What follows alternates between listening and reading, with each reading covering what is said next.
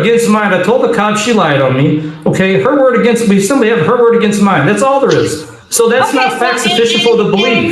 There's no probable cause now. The case should be, come on, let me finish. Okay, denied. The case should be dismissed now. Good morning, Your Honor. James Gazicki on behalf of Mr. Martin. Your Honor, he's waiving his right to a trial by jury, requesting trial by this court. And also, can I address bond, Your Honor? Yeah, I signed the order granting discovery. Mr. Martin, you understand that you have a constitutional right to a trial by jury? I comprehend that. Do you understand that, sir? I comprehend it. I just want to add, as I told him, I really don't consent to no jurisdiction of this court, but since I'm being forced to make a choice, I'm saying an Article 3 judge is going to be the choice, the forced choice. Article 3 judge. Okay. Even though the case shouldn't go, let me mention this too now. The case shouldn't even go that far. We shouldn't even be wasting taxpayers' money, nor my time in here. First of all, I proved my sister lying before on me with the same type of charge, Nessick, okay? I don't know the case number right now. I asked Jasinski to find out what it is. But in the same court, 23rd District Court, the judge is seeing she lied when I questioned her, did you swing at me before I kicked you? She answered no to that, and it was seen on the camera she lied. This is especially why I should not be made to wait on this. Mr. Martin, you have a constitutional right to a trial by jury. Are you voluntarily waiving the right to a trial by jury? Since I'm being forced to make well, you're not being forced to make any choices. Well, you can have a trial by so I am being forced. Mr. Martin, listen, we can get through this, or we can go back and forth, and then I end up muting you, and then that's how we go forward. So let's see if we can do this without that, okay? You have a constitutional right to a trial by jury on this case. Are you waiving your right to a jury trial?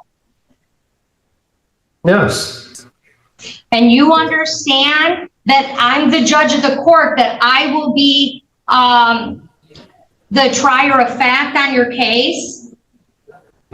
Well, I want a motion for a judge trial, but I'm going to object to you being the judge based on past constitutional violations. Okay, well, your motion for recusal is denied. So now, Mr. Martin, are you electing for me to try the case, yes or no? In that forced sense, yes. Well, you have two choices, a jury trial or me. Out of those two choices, which one do you like? Are you an Article 3 judge?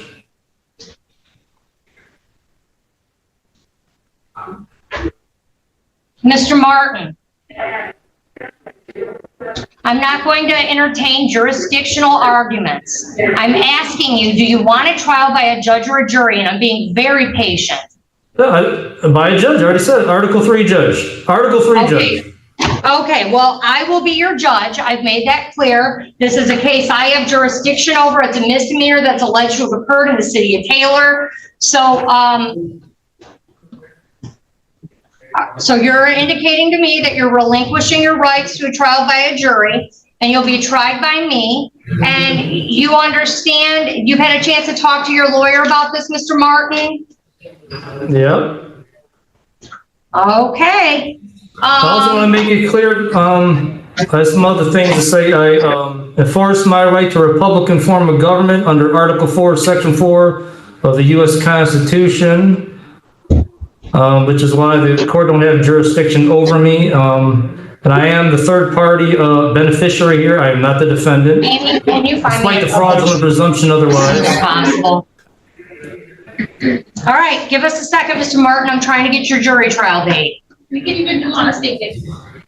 I want to make clear, I'll point out, it's supposed to be 28 days, and Saturdays and Sundays are not supposed to be excluded because the 28 days is specific for speedy trials and misdemeanors. And since that's specific, under the court rules, it should be 28 days without excluding Saturdays and Sundays or legal holidays. That's That's made clear, I want to say, under the rule that dictates speedy trial, MCR 6.004C, and also MCR 1.103, the applicability rules, that clearly says, where a rule is specific, it applies to that. So the specific rules control over general rules. Okay, Madam Prosecutor, how many witnesses?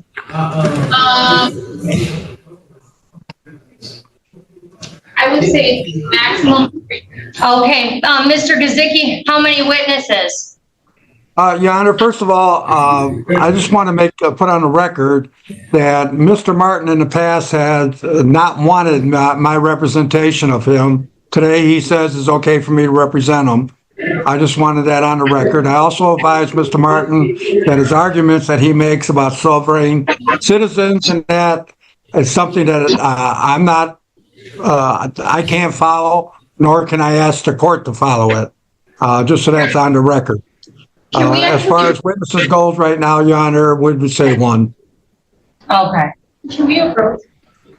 Mr. Gazicki's in the other room. Mr. Gazicki, can you come on in? We'll meet you in the back hallway. All right, Mr. Martin, 1 second. Yeah, and I got something to say too, we get time, in response to what he said. And for the record, the judge has abandoned court. This case is dismissed. I order this case be dismissed.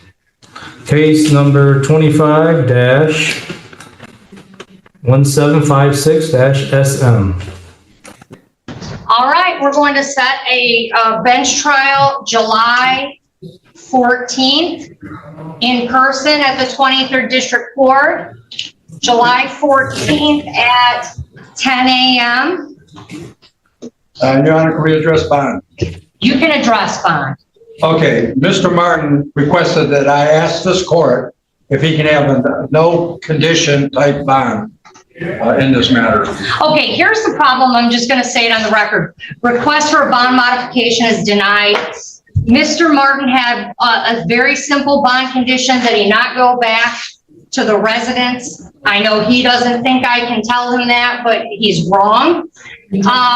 And he went back to the residence and got arrested again, allegedly, for being at the home when there was a no contact provision in place. He clearly has a history of non-compliance. He doesn't think the court has jurisdiction over him. And the only way I can assure his presence and assure the safety of the community is to keep Mr. Martin in custody, because he will not comply with my bond conditions. There's no such thing as an unconditional bond. Okay, bond denied. And Mr. Martin, if you want to file motions that Mr. Gazicki legally could not file in good faith, feel free to file them. He's governed by court rules. He cannot file frivolous motions. So if you want to file more motions, feel free, get it, go at it.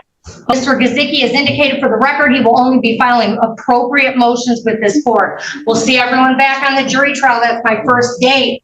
I have motions to make right now. I have some motions before we leave. I have some motions.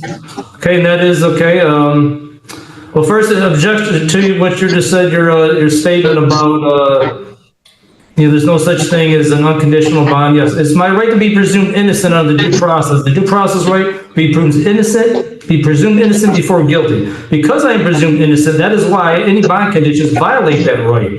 So okay, motion denied. What's your next one? Okay, and I motion to dismiss because there is no probable cause. It is her word against mine. She's lying. She's been caught lying before. And there is no evidence at all. We have no case. There's no evidence. And that is not probable cause, as the U.S. Supreme Court said in Beck versus Ohio. Well, it's a misdemeanor, so we're not having a preliminary exam. We're having a bench trial. And the prosecutor will have to prove the allegations beyond a reasonable doubt.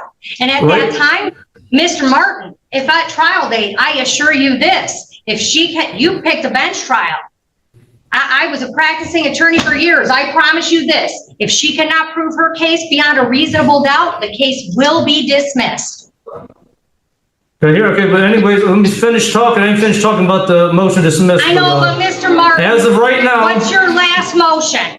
Do you have one more? You haven't let me finish. You finally let me finish the motion just based on no probable cause.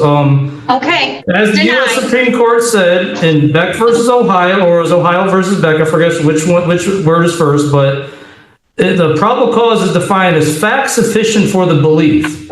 Her word against mine. I told the cops. At this point, the defendant is repeating the same probable cause argument, but the courtroom has already moved beyond that stage. The judge is focused on trial, where the prosecution must prove the case beyond a reasonable doubt. Do you think this argument helps his case, or is it only making things worse? Let us know in the comments, because the next response could decide everything. Ohio, or as Ohio versus Beck, I forget which word is first, but the probable cause is defined as fact sufficient for the belief. Her word against mine. I told the cops she lied on me. Okay, her word against me. Somebody have her word against mine. That's all there is. So that's Okay, not fact well, sufficient for the and belief. Mr. Martin, There's no I'm probable going by the cause jury now. The instructions. case should be. Hold on, let me Okay, finish. denied. All The right, case Mr. should be Martin, dismissed.